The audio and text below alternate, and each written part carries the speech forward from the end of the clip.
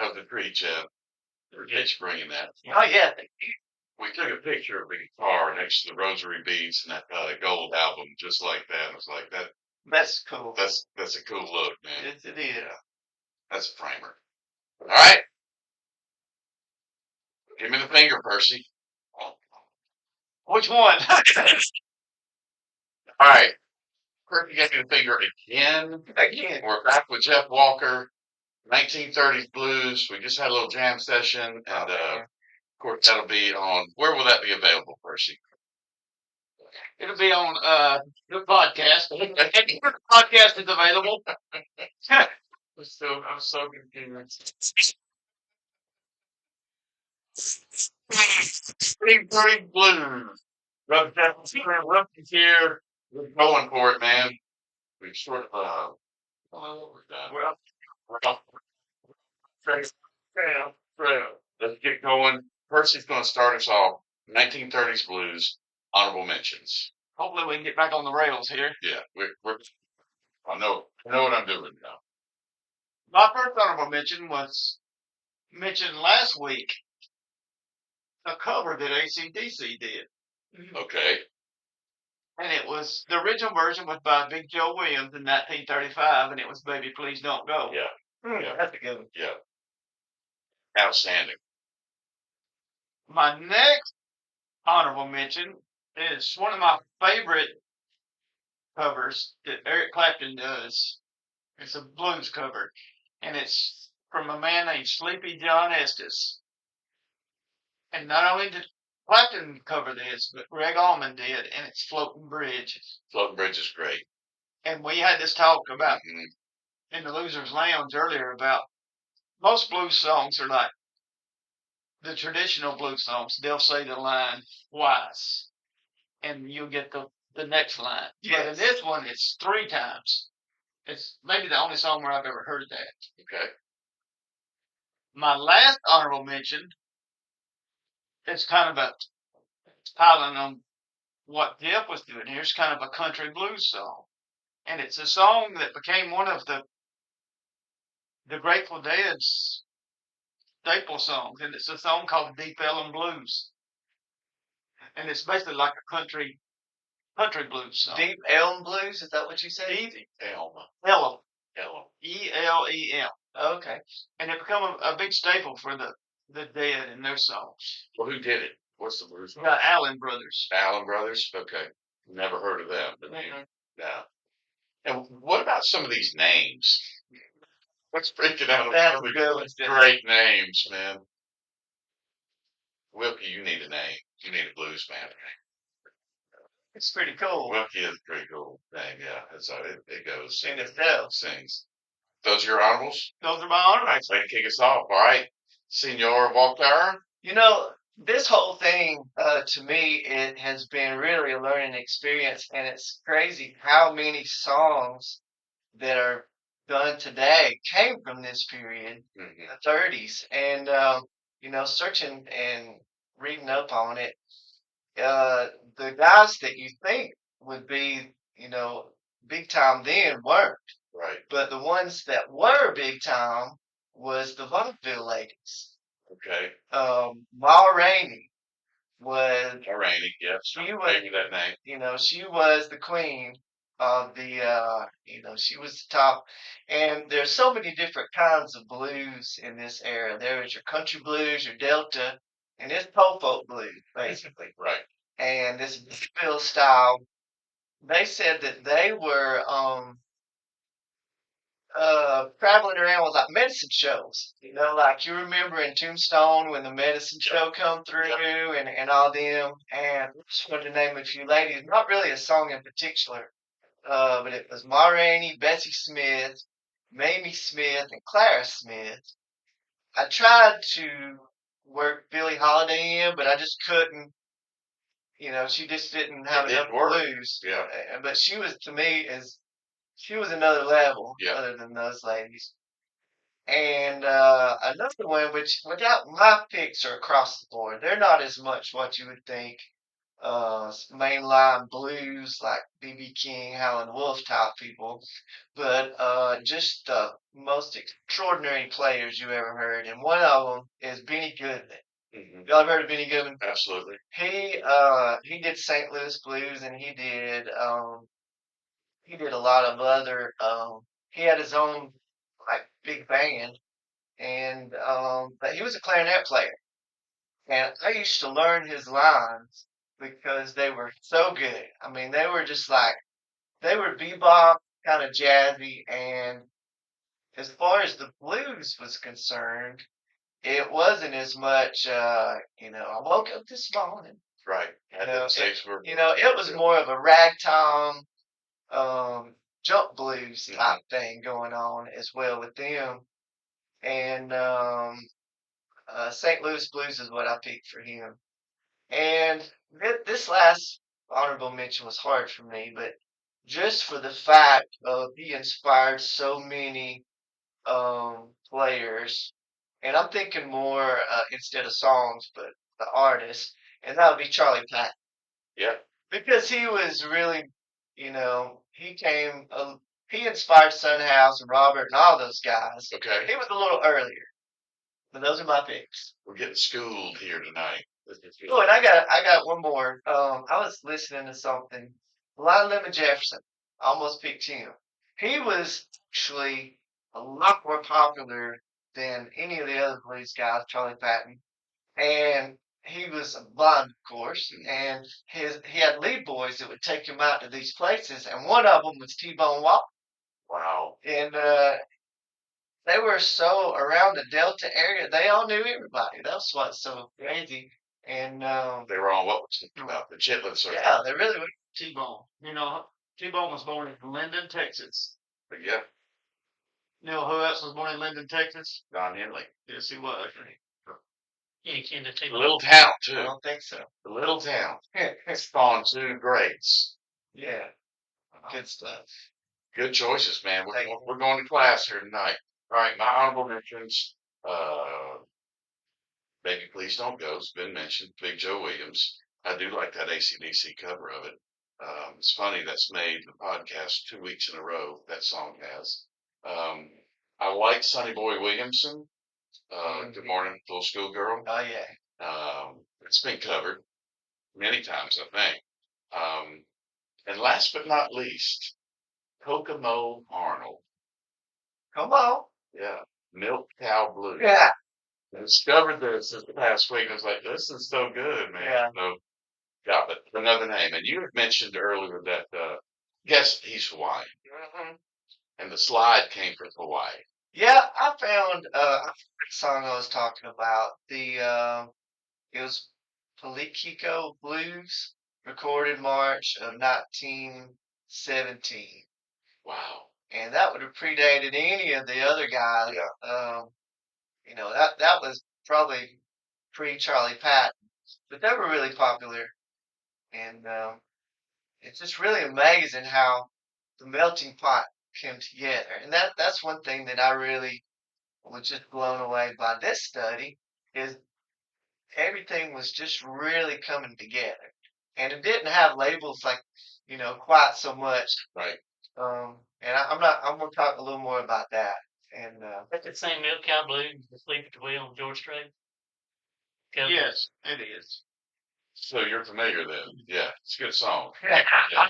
I think even Willie recorded Milk Cow Blues on one of his albums. Yeah. Well, I mean, when I ran across it, I was like, I know this song. And then I mean, it's different. It's different than the cover, but man, it's good. It's good. All right, we're starting top fives now. It's about to get serious. Percy, what's your number five?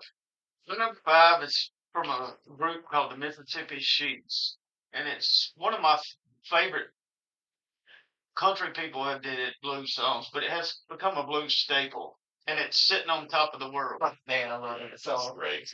I mean, It's great. I've seen a lot of polls rank it as the number one blues song from the 30s. Probably my favorite version is from the Cream reunion tour or the reunion shows at Madison Square Garden, because they changed it up, and Jack Bruce started out. It was just like blasting that harmonica, Mm, and it was totally different instead of that hard intro that Cream always did before with it. Right. No, no, no, no, no. Yeah.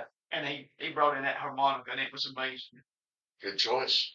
All right. Yeah. Number 5. Number 5 is Jimmy Rogers. Mm, And he's got a couple of good ones. Mule Skinner Blues, for Texas. gee, that's Skinner redid. He was called the Singing Brakeman and the Blue Yodeler. the Blue Yellow. And pretty much he was named the father of country music. You know, A everybody lot of ways. really and what was crazy about doing this kind of research is the country folks, they did it about as many blues as the black guys. Sure they You know, and the bluegrass, like and I didn't even get into what's the bluegrass guy from Kentucky, Bill Monroe. Yeah. He had, you know, the same stuff, Mule Skinner blues, and a lot of the country songs were called blues. Mm-hmm. And it's That same came from the same part of the country. They're drinking from that same. There's a jazz version of a song. I don't even remember the name of the song, but right in the middle of it, he just kicks in with a line from T for Texas.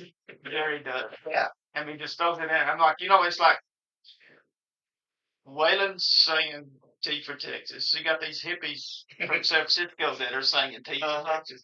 It just shows the influence that he had Yeah, big time. and how broad it was. Big time.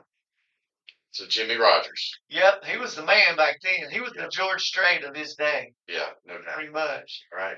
Okay. My number 5. Going with Charlie Patton. He's been mentioned several times. So, high water everywhere. They like singing about those floods. A lot of floods in the A lot of Delta. floods in the Delta, man. So, How high's the water, Mama? yeah. This thing, what they All right. Number 4 for Percy. Number 4 is one of the original. I think it's actually the original version. 2 people did it about the same time, and one of them was Curly Weaver, and the other one was Buddy Moss. But later on, Cream did their version of Lordy Mama. Mhm. Mm-hmm. And if you listen to that song, it's actually, when Cream did it, Lordy Mama is actually the same music to Strange Brew. They just changed it up and used that. But I'm going with Curly Weaver's version. And most of these blues songs were started out as something, and somebody came along and just changed the words around. And sometimes they would change the title, or sometimes they wouldn't. And it kind of just got filtered down. And we've said this many times. B.B. King said, music's like a river. Everybody takes a drink. That's right. Mhm. That's right. Yeah, and I've seen sort of what you're talking about. I've seen someone cover, uh, for example, Crossroads Blues, and the next thing you know, it's Crossroads Blues, or they add a word in it, or they switch it up, and it's just sort of unique. And I also discovered some dirty music. Oh my goodness, some of these, and it was yeah, Well, it,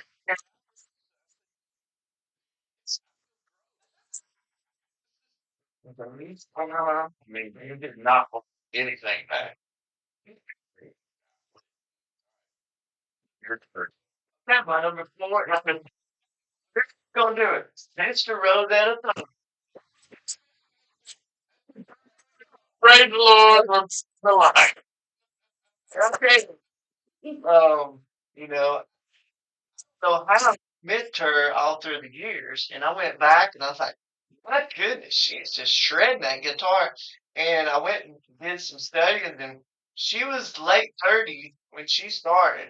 So she was rock and roll before, before Elvis, before everybody, Right. before the 40s. I mean, we had talked about blues and where it come from, and we talked about the church and from the field hollers, and Mhm. then it was imported, like some of it from Hawaii, and everything's just a big melting pot. But she had one called "Rock Me." That was her first song. Right. But I think it was more of a blues song than it was like a gospel. But she did one called "Didn't It Rain?" "Trouble in Mind." That was a good one by her. And Chuck Berry he even said his whole career was one big Rosetta Tharpe impersonation. And then she went on to teach Spanish and French and German. No, that's Rosetta Stone. That's It's the big old guy. Spencer Wilkie's looking at me like, Mr. Rosetta. yeah. Right. Where are we at? My number 4.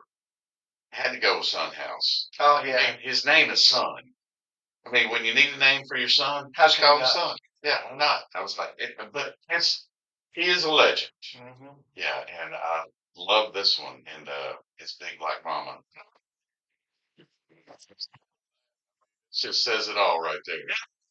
His what was it, the 60s when he come back out, because it was just when I heard Robert Johnson and started playing slide, all the old guys, Son House, that name was in the Crossroads movie. I had to Right. go find a CD of his, and man, the playing was sloppy and all over the place, but the intensity of his delivery was like a hammer. Yeah. I mean, it was like a knife cutting. And Oh, towards the end of his life was kind of rough. And there's videos like where he's playing with or in the room with Howlin' Wolf, I saw that. and he's just wasted. And Howlin' Wolf was And dog. it's not taking this because Howlin' Wolf was serious when it's time to play, Mhm. and he's like shutting him down. He's like, you wasted all your money on booze and stuff, and he said, don't be coming in here doing this with me. Yeah. Son was probably a lot better in his younger days and just drank himself to death. And I mean, he was in his late, 60s during when was that video taken? 60s. Yeah. And it's like you say, But he was already in his 60s. Yeah. I always found his playing kind of clanky. Clanky, yeah. It's not real refined. Just have to kind of work through that. Mm-hmm. Well, I appreciated the intensity, and that's really what struck me a lot of times with Robert Johnson. Is that stuff just kind of sets you down and holds you there, and it is kind of very haunting type stuff. But his playing was, I mean, it was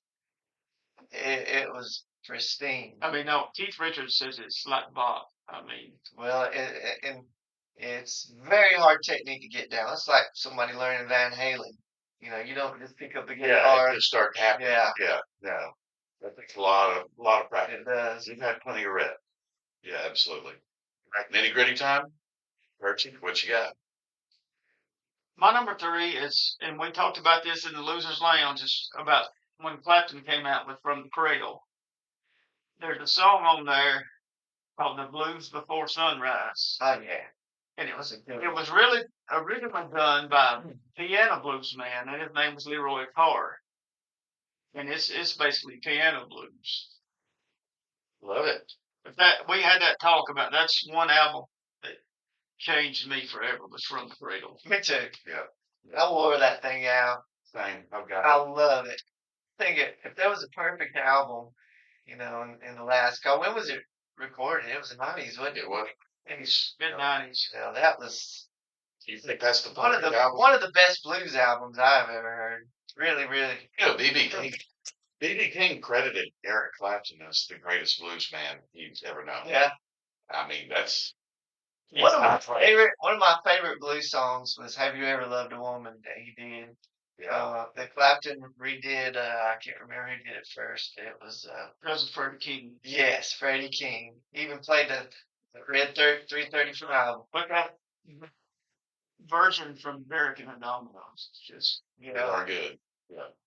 All right, Jeff, what's your number 3? Well, what I have done on mine, instead of I would have probably picked out, 5 Robert Johnson songs and called it a day.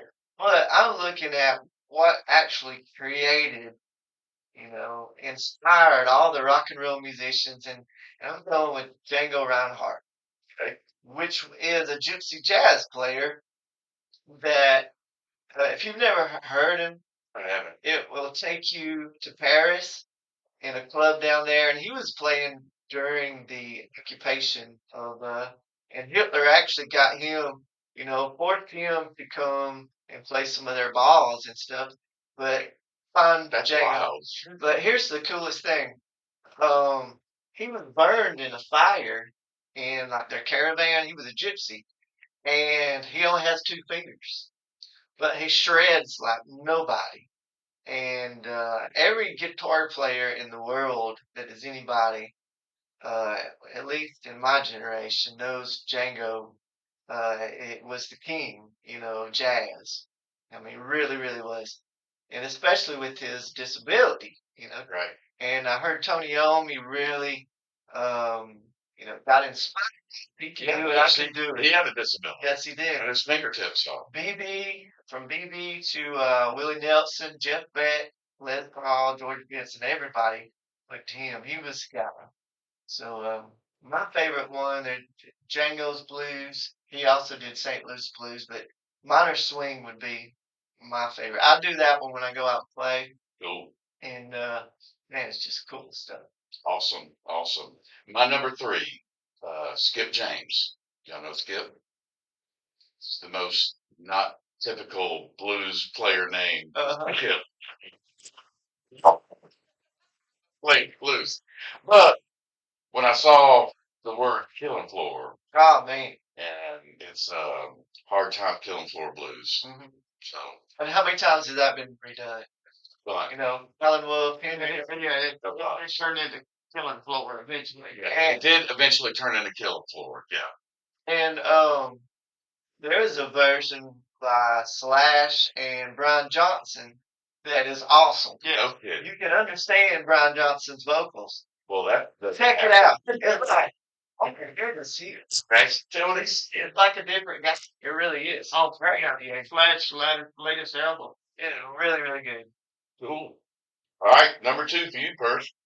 Number 2 for me has already been mentioned, and this song was made famous by one of my favorites, and it was Muddy Waters, but Sonny Boy Williamson made it popular in 1937, and that was Good Morning Schoolgirl. Yes, Yeah, it did. good one. Another version you should check out is the Yardbirds. And there was another one. What's the guy that did A Lie to Me?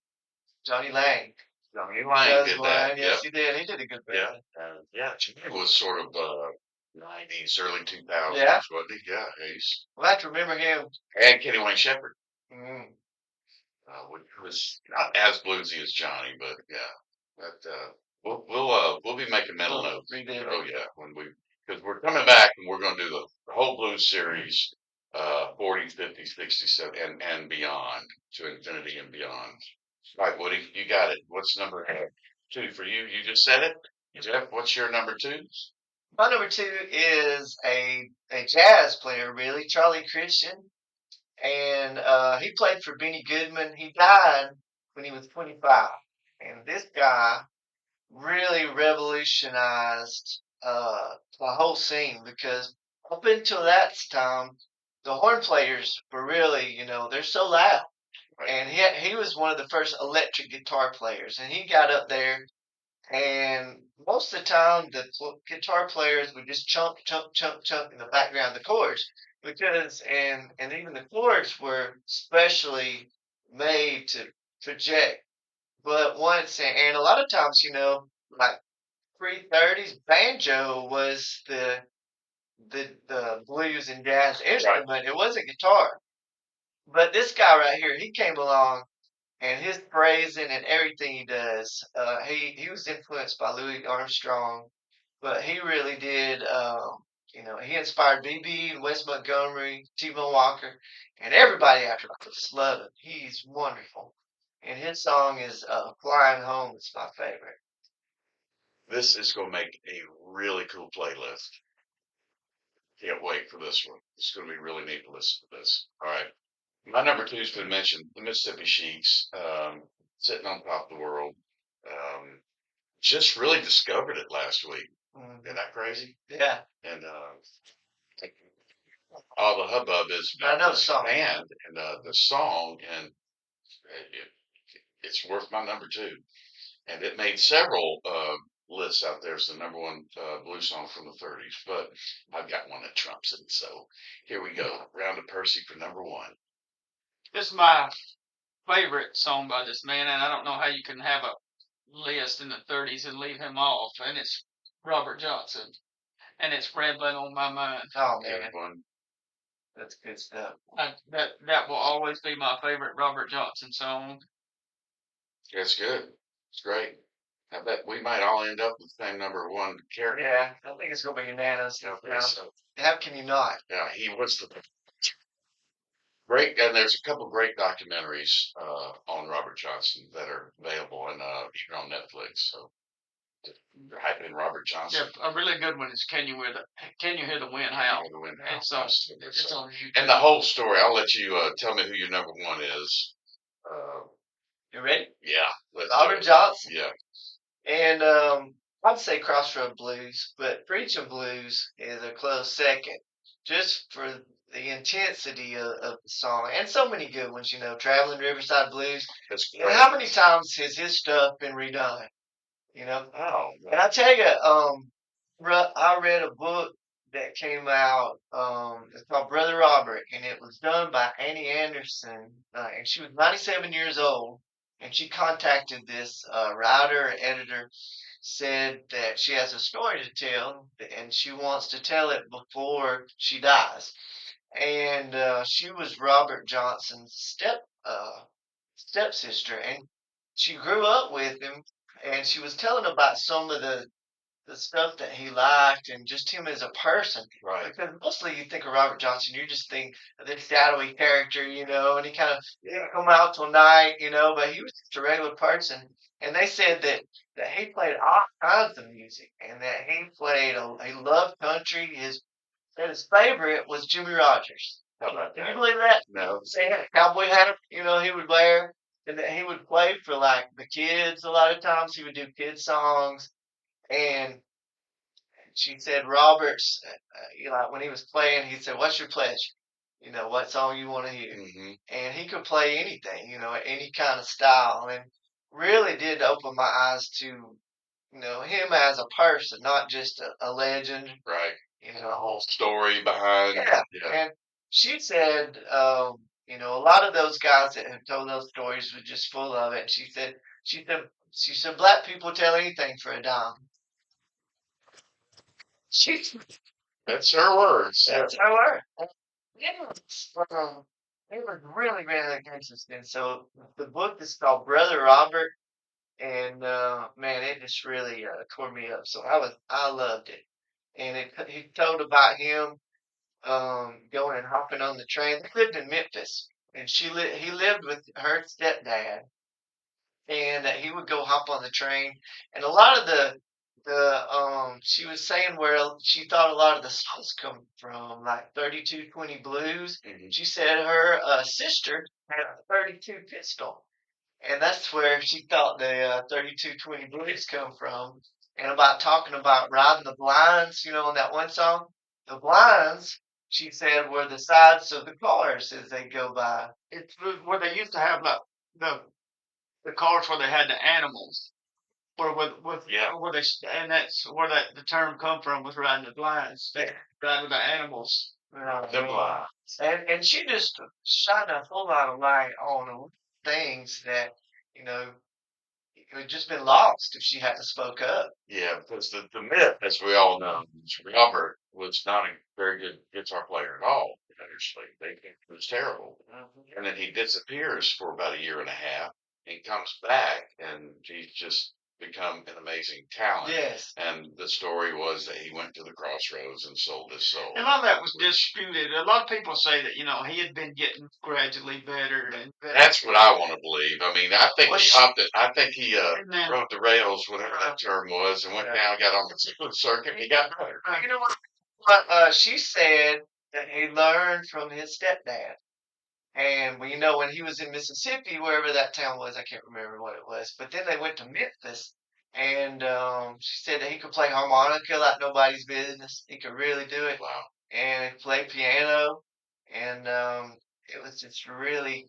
But the sad thing about it is none of this really fame and fortune came during his lifetime. No. He had one song that got on the radio, and well, for one, it was you know, the depression. Nobody had no money Mm-hmm. On radio. for radio, and you know, he got and they barely had money, You know, They very probably just decent dug a album. hole and put it in the dirt. That's how a lot of these old blues guys A went. lot of these, especially later on, because that was too early. But later on, a lot of these blues musicians, the British rockers paid for their funeral. Yes. Oh, And their tombstone stuff. And she even said, you know, it was a couple of months before they even knew that he was dead because he would go and play and he would just come through, breeze through town, you know, just here and there. But it was really good. great. Well, we're unanimous. Yes, I knew we My would. number one is Robert Johnson. Yes, sir. Of course, it's Sweet Home Chicago. Oh, Later covered by Jake and Elwood. And they did a great job. Did a great job with that. So, of course, I mean, I resonated with that one right away. And me and you had been chatting back and forth a little bit. And, anyway. you know, there was a lot of jams like when Buddy Guy and Clapton and BB and all them got together and do big jams and the Crossroads stuff that they did for his rehab. They would all finish up with Sweet Home Chicago, and everybody out there would take a turn. Yeah. I mean, just all of them. You have Buddy Rate out there. And that's just pushing him up a fully.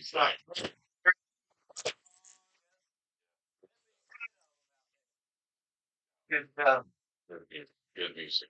What's Percy's pick this week? Percy's Pick is actually a cover of my number one song, and it's Rambling on My Mind, but it's by one of Eric Clapton's groups, and it's John Mayall and the Blues Breakers. Nice pick. And if you've never listened, I know Jeff has, to what they call the Vino album, and they call it the Vino album Okay.